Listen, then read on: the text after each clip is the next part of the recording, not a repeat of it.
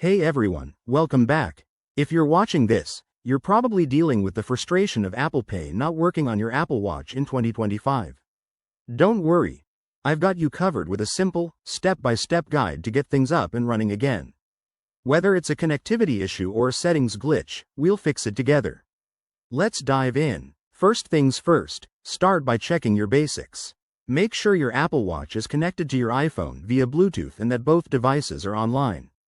A weak Wi-Fi or cellular signal can often cause Apple Pay to fail, so hop into your iPhone's settings app, go to Wi-Fi or cellular, and ensure everything is turned on and stable. Next, update your software. Apple releases updates regularly, and an outdated system might be the culprit. On your iPhone, open the Watch app, head to General Software Update, and install any available updates for your Apple Watch. While you're at it, check for iOS updates on your iPhone too. It's quick and can resolve compatibility issues. Now, let's verify your payment setup. Open the Wallet app on your iPhone or directly on your Apple Watch. Ensure your cards are added and up to date. Sometimes, cards expire or need re-verification, so double-check that everything looks good. If a card is declined, you might need to contact your bank. If that doesn't work, try a simple restart. Hold down the side button on your Apple Watch until the power-off slider appears, then turn it off and back on. Do the same for your iPhone.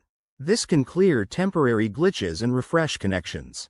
Another effective step is to sign out of your Apple ID and sign back in. Go to Settings on your iPhone, tap your name at the top, scroll down, and sign out. Then, sign back in and pair your Apple Watch again. This often resets any authentication problems. If you're still facing issues, reset your Apple Pay settings.